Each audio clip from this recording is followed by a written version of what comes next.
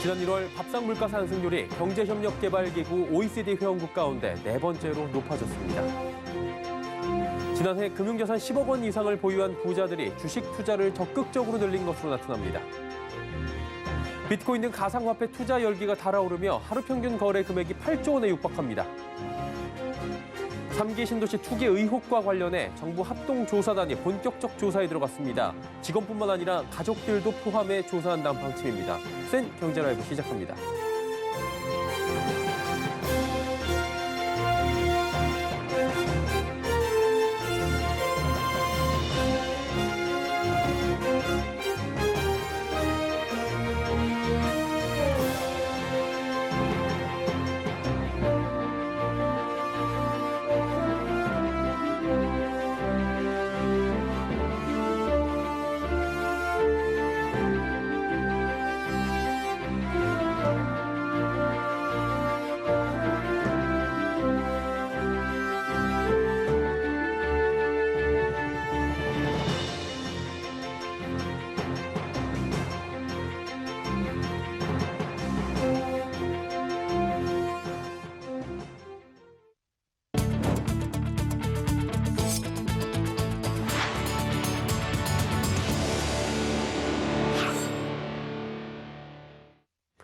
시청자 여러분 안녕하십니까? 센 경제라이브 서정덕입니다. 올해 1월 한국의 밥상 물가 상승률이 경제협력개발기구 OECD 회원국 가운데 4위를 기록했습니다. OECD와 통계청에 따르면 지난 1월 한국의 식료품 및 비주류 음료 물가는 1년 전보다 6.5%가 올랐습니다. 이는 OECD 전체 평균인 3.1%의 2배를 웃도는 수준으로 37개 회원국 가운데 4위에 해당합니다. 2월의 물가는 더 심각한 수준입니다. 지난 2월 식품 물가 상승률은 9.7%로 2011년 8월 이후 9년 6개월 만에 최고치를 기록했습니다. 아직 대다수 국가가 2월 식품 물가를 발표하지 않아 국제적 비교는 어렵지만 전달인 1월보다 상승률의 순위가 더 올랐을 가능성이 큽니다. 백화점과 아울렛 매출이 코로나19 사태 이전 수준을 뛰어넘고 있습니다. 포근해진 날씨와 코로나19 백신에 대한 기대로 그간 억눌렸던 소비 욕구가 터져나온 것으로 풀이됩니다. 지난 주말인 이달 5일부터 7일 사이 현대 백화점의 매출은 코로나 사태 초기인 작년 3월 첫 번째 주 주말보다 109.8%가 뛰었고 코로나 사태 이전인 2019년과 비교해도 26.5%가 늘었습니다. 같은 기간 롯데 백화점의 매출은 작년 대비 94%, 2019년 대비 9% 늘어났고 신세계 백화점 매출도 각각 94.7%, 14%씩 뛰었습니다. 날씨가 따뜻해지자 야외에 있는 아울렛에도 주말 내내 인파가 몰려들었습니다. 롯데 프리미엄 아울렛 매출은 지난해와 비교해 108%, 2019년 대비 13%가 늘어났고 특히 파주점, 이천점은 방문객이 몰리며 주말 내내 인근 도로까지 주차 차량이 줄을 이었습니다. 지난해 금융자산 10억 원 이상을 보유한 부자들이 주식 투자를 적극 늘린 것으로 나타납니다. 하나금융경영연구소가 금융자산 10억 원 이상 보유한 부자와 대중부유층을 대상으로 조사한 결과 올해는 현재 자산 구성을 유지하겠다는 시각이 우세한 가운데 부동산보단 주식 등 금융자산 투자를 더 선호했습니다. 지난해 주식 투자의 경우 부자의 53%, 대중부유층의 48%가 코로나19 이후 주식 비중을 늘렸습니다. 올해 실물 경기에 대해선 응답자의 61%가, 부동산 경기의 경우 52%가 앞으로 더 안 좋아질 것이라 답했습니다. 부자와 대중부유층의 절반 이상은 올해 현재 자산 구성을 유지하겠다고 밝혔습니다. 외국인 투자자들이 지난달 국내 주식시장에서 3조 원이 넘는 매도세를 보인 반면 채권은 9조 원 가까이 사들인 것으로 나타납니다. 금융감독원에 따르면 지난달 외국인은 국내 상장 주식 3조 2,430억 원을 팔아치우며 3개월 연속 순매도세를 이어갔습니다. 미국 국채 금리 상승 등 불안 심리가 확대되며 외국인들은 코스피 시장에서 3조 450억 원을, 코스닥 시장에선 1,980억 원을 각각 매도했습니다. 반면 채권 투자에서 외국인은 지난달 상장 채권 12조 940억 원을 순매수했고 3조 960억 원을 만기 상환해 총 8조 9,880억 원을 순투자한 것으로 집계됩니다. 대한민국과 선진국 채권 간 금리 격차와 원달러 환율 약세로 대한민국 채권의 투자 매력도가 높아진 것으로 풀이됩니다. 지난해 호실적을 기록한 증권사들이 줄줄이 배당 확대에 나섰습니다. 삼성증권은 2020년도 회계연도 결산 배당으로 보통주 한 주당 2,200원의 현금 배당을 결정했습니다. 배당금 총액은 1,964억 6천만 원으로 작년보다 29.4%가 늘어났습니다. 이와 함께 메리츠증권의 배당금 총액은 전년보다 64.03% 증가했고 교보증권은 54% 늘어난 215억 1,600만 원을, 이베스트 투자증권은 84.8% 급증한 321억 원 규모로 결정됐습니다. 이는 지난해 개인 투자자들이 증시에 대거 유입되며 거래 대금이 크게 증가하는 등 증시 활황에 힘입어 증권사들이 호실적을 기록한 영향으로 풀이됩니다. 비트코인 등 가상화폐 하루 평균 거래 금액이 8조 원에 육박합니다.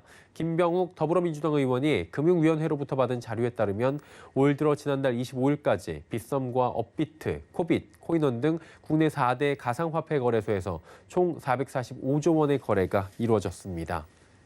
지난해 1년 동안 누적 거래 금액인 356조 2천억 원을 훌쩍 뛰어넘는 규모입니다. 일평균 거래액은 7조 9천억 원으로 지난달 1일부터 10일까지 코스피 일평균 거래 대금의 40% 수준입니다. 올해 들어 약 2달 동안 한 번이라도 가상자산을 거래한 가입 회원 수도 159만 2천 명에 달했습니다. 정부 합동조사단이 3기 신도시 전반에 대한 대대적 투기 조사를 실시하겠다고 밝혔습니다. 국토교통부와 LH 직원뿐만 아니라 그 가족들을 우선적으로 조사한다는 계획인데요. 설석용 기자가 전해드립니다. 정부가 국토교통부와 LH 직원 등을 대상으로 3기 신도시 전반에 부동산 투기가 있었는지 여부에 대한 조사를 실시합니다. 최근 LH 직원들의 광명시흥지구 투기 의혹이 제기되면서 대대적인 전수조사에 나선 겁니다. 조사 대상은 신도시 입지 발표 5년 전부터 현재까지 조사 대상 기관과 부서에 근무한 이력이 있는 직원과 그 배우자, 그리고 결혼한 자녀의 증손과 외 조부모 등 직계 존비속까지 포함됩니다. 약 10만 명으로 사상 최대 규모의 특별조사가 진행될 예정입니다. 정부는 1차 조사 대상으로 국토부 본부와 지방청 공무원 4,000명, LH 소속 직원 약 1만 명을 꼽았고 직원 가족까지 포함하면 약 7만 명이 조사를 받을 것으로 보입니다. 여기에 광명시흥과 남양주 왕숙 등을 포함한 3기 신도시 6곳과 경기도와 인천광역시, 9개 기초자치단체 신도시 담당 공무원, 8개 광역기초자치단체의 도시공사 임직원도 조사 대상입니다. 정부는 필요시 공직자의 형제나 사촌, 지인 등으로 조사 범위를 확대할 수 있다는 입장입니다. 하지만 전수조사는 당사자들에게 일일이 개인정보 수집 동의서 등 필요 서류를 받아야 하기 때문에 실제 조사가 얼마나 이뤄질 수 있을지는 지켜봐야 합니다. 단기적으로 1, 2년에 투자한 사람들은 투기성이 있다고 보기 때문에 여기에 대한 적절한 조치가 있어야 된다고 생각이 듭니다. 이번 조사를 통해서 정부 투자기관이나 정부에 대한 신뢰도가 회복되길 바랍니다. 정부 합동조사단의 1차 조사 결과는 이르면 이번 주 목요일쯤 나올 것으로 관측됩니다. 서울경제TV 설석영입니다. 최근 한국토지주택공사 직원들이 토지를 사들이며 여러 명이 공동으로 나눠 갖는 이른바 지분 쪼개기 방식을 활용했다고 합니다. 앞으로 재개발구역에선 이 같은 지분 쪼개기를 통한 투기 소용없어질 전망입니다. 지분을 아무리 많이 쪼개도 분양권은 한 명한테만 주는 법안이 발의됐는데요. 지혜진 기자가 전해드립니다. 개발 예정지에서 주로 사용되는 지분 쪼개기. 한 개의 지분을 여러 명이서 나눠 소유함으로써 분양권을 여러 개 확보하려는 수법입니다. 이번에 논란이 된 LH 직원들도 여러 명이서 함께 땅을 사들이는 등의 방법을 사용했습니다. 국회에서 이 같은 지분 쪼개기를 막는 관련법 개정에 나섰습니다. 소병은 더불어민주당 의원은 오늘 지분 쪼개기로 여러 명의 소유자가 있어도 대표 조합원 한 명에게만 분양권이 나오도록 하는 도정법 개정안을 대표 발의했습니다. 법안대로라면 재개발구역에서 조합 설립 후 다주택 조합원이 토지나 건축물의 소유권이나 지상권을 팔아 여러 명이 소유해도 분양권은 하나만 나옵니다. 사실 도정법 제39조에 지분 쪼개기를 금지하는 조항은 이미 있습니다. 하지만 최근 광주고법이 광주학동 4구역에서 법제처 해석을 뒤집고 대표 조합원이 아닌 토지 등 소유자도 분양권을 받을 수 있다고 판결하자 법문을 명확하게 정비하기 위해 이번 개정안을 발의한 겁니다.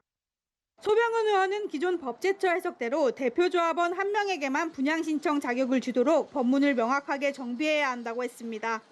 업계에선 대표자에게만 분양권을 주는 방법은 지분 쪼개기를 무력화할 수 있는 효과적인 방법이라고 평가합니다.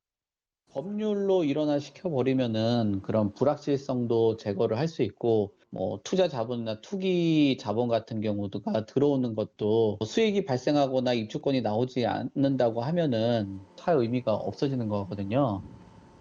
서울경제TV 지혜진입니다.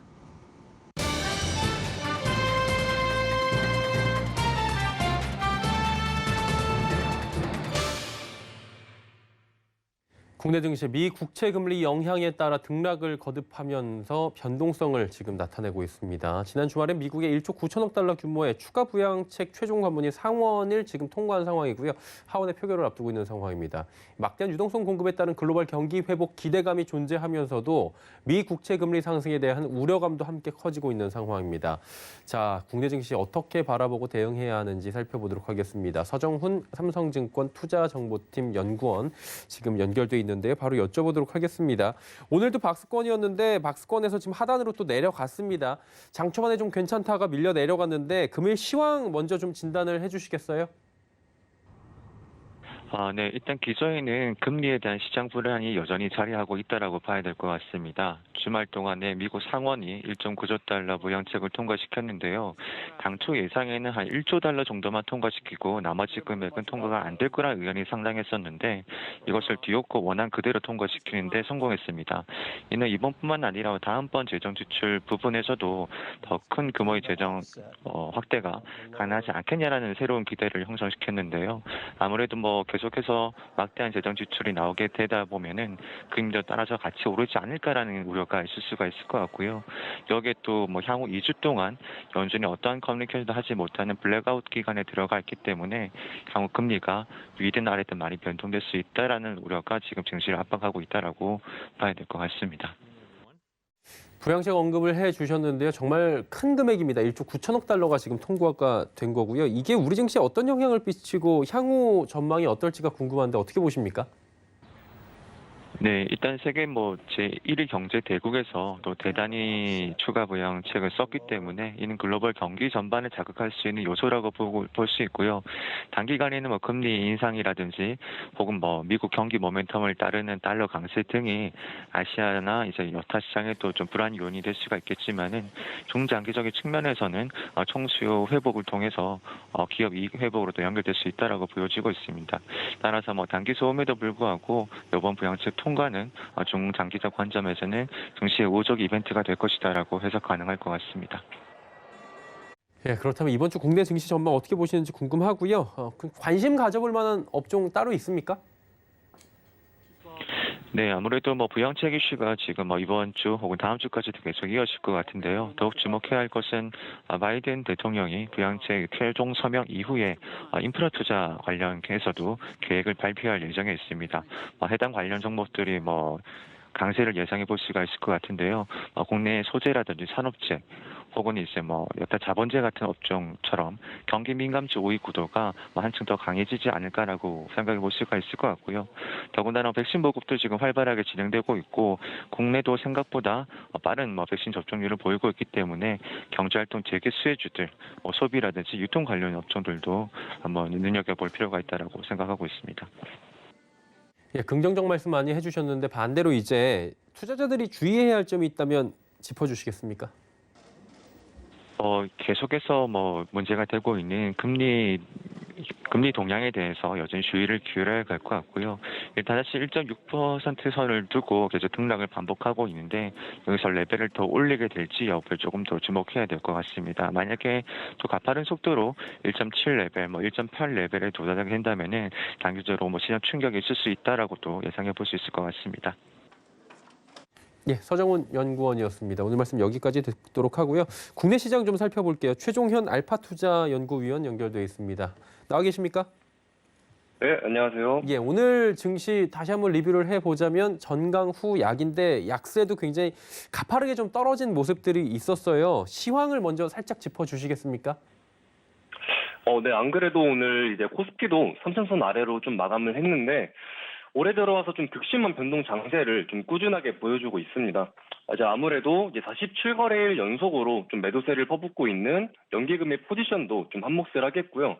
그래서 이제 전반적으로 상승을 주도하던 기술주들의 약세 흐름이 좀 지속됨과 동시에 이제 국채금리 불안감으로 인해서 투심 자체가 흔들리는 좀 그런 부분들도 무시를 할 수 없기 때문에 오전장 이후 이제 메이저들의 수급 이탈을 기점으로 해서 좀 전강 후약 장세를 보여주었던 좀 쉽지 않은 하루였다라고 말씀을 드리고 싶습니다. 예, 월요일 첫날부터 쉽지 않다 보니까 전망을 그렇게 좋게 하기가 쉽지 않을 것 같아요. 증시 전망 어떻게 하십니까? 네, 이제 아무래도 이제 제롬 파월 의장의 적극적인 액션이 없다면 이제 국내외로 좀 메이저들의 매도세를 좀 멈추기는 쉽지 않아 보입니다.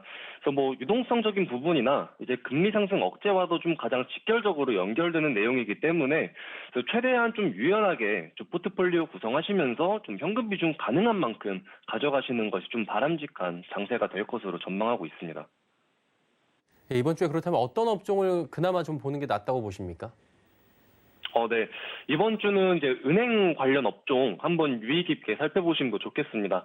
그래서 최근 이제 국채금리 상승 우려감이 좀 전체적인 증시 분위기를 좀 이제 끌어내리고 있는데 이제 반대적인 측면에서 이제 금리 상승은 곧 이제 은행 업황 개선으로도 지켜보실 수 있겠고요. 그래서 전반적으로 이제 실물 경제도 이제 1차 팬데믹 때와 비교해 봤을 때 상대적으로 어느 정도 회복하고 있음을 감안을 한다면 현재 시점에서는 좀 이제 무조건적으로 체크해 보셔야 할 업종이라고 좀 말씀을 드리고 싶습니다. 예, 그럼 말씀해 주신 부분 조금 더 연관 지어서 저희가 참고할 만한 기업이 있습니까? 네, 이제 종목별 추천주가 있다면 이제 방금 말씀드렸던 이제 은행 관련 업종에서 좀 한 종목만 대표적으로 좀 말씀을 드리고 싶은데 바로 이제 KB금융이라는 기업이고요. 같은 업종 내에서도 좀 특이점으로는 현재 가장 눈에 띄는 성장성을 보여주고 있는 이제 카카오뱅크의 주요 주주라는 부분이죠. 그래서 기술적으로도 이제 메이저 수급을 등에 업고 상승 랠리 초입 구간을 좀 열어준 만큼 좀 KB금융을 좀 관심 있게 지켜보시라고 말씀을 드리고 싶습니다. 예, 금리 상승기에 은행주 좀 꼽아 주셨고요. 오늘 말씀 여기까지 듣도록 하겠습니다. 잘 들었습니다. 네, 감사합니다. 최종현 알파투자위원과 함께했습니다.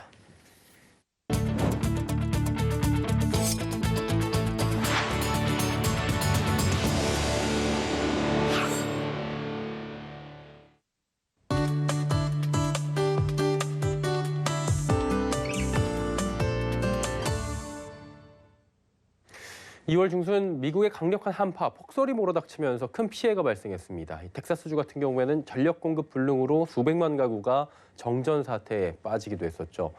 이 때문에 이 지역에 있는 삼성전자 오스틴 반도체 공장도 가동 중단했다라는 소식 들어보셨을 겁니다.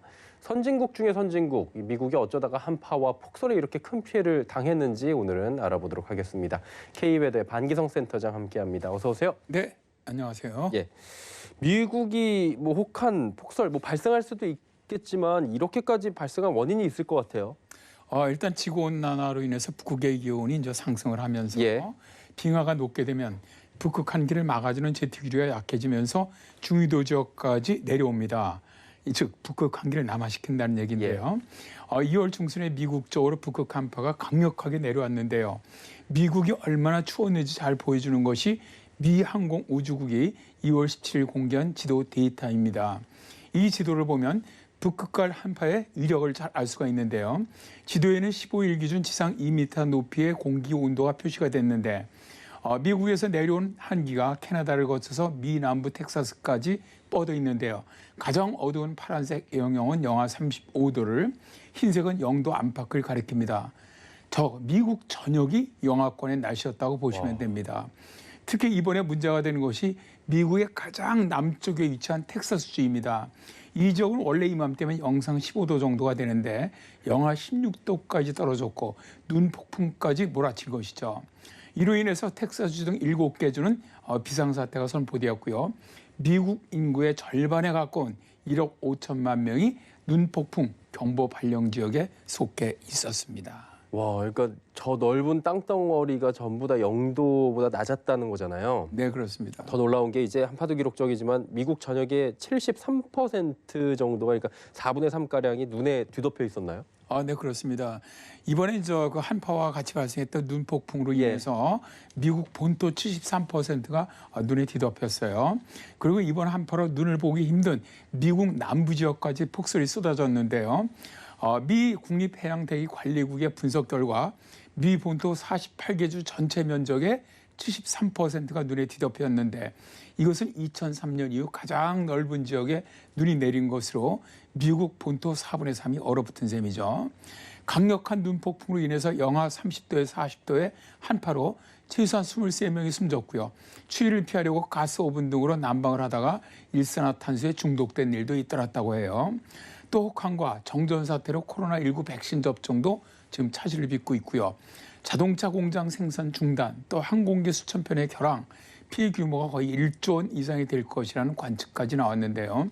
참고로 우리나라 같은 경우도 2004년 중부지방에 내린 폭설로 인한 경제적 피해가 6,734억 원이었었던 적이 있습니다.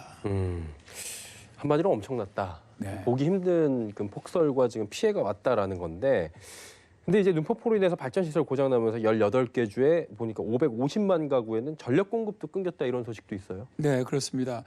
미국에는 이제 눈폭풍 같은 것이 닥치면은 예. 정전소동이 아주 자주 발생을 하죠.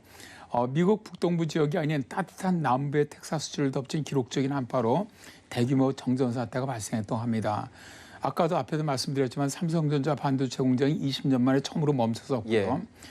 텍사스의 공장을 두는 휴렛 패커드와 3M 등 글로벌 기업들도 전력 수급에 차질이 생긴 것으로 전해졌는데요. 그런데 말이죠.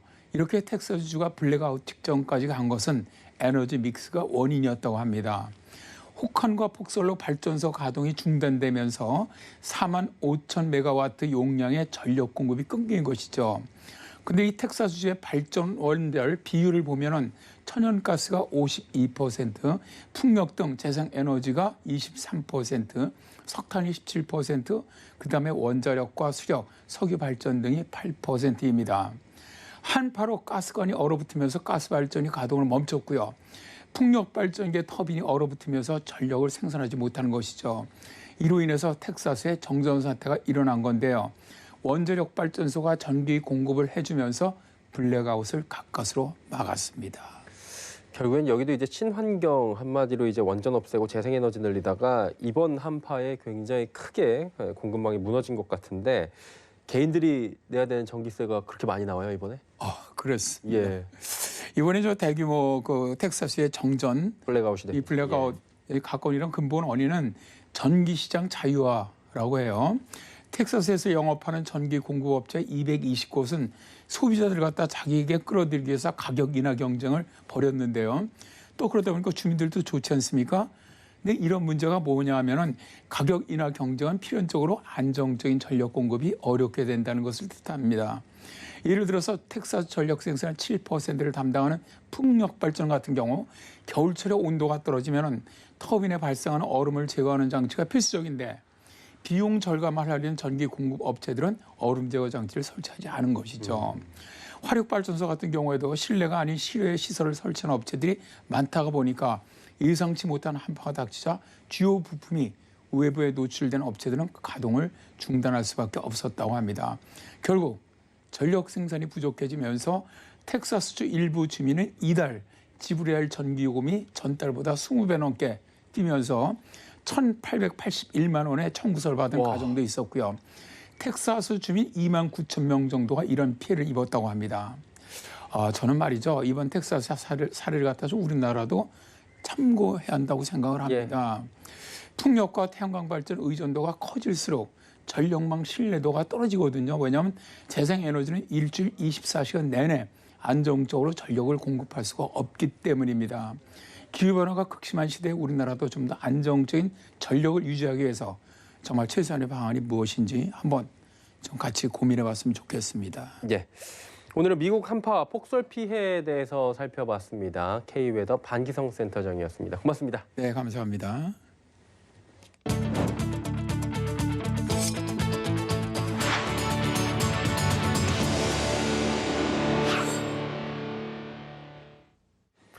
수엔 경제라이브 저희가 준비한 소식은 여기까지입니다. 편안한 저녁 시간 보내시길 바랍니다. 고맙습니다.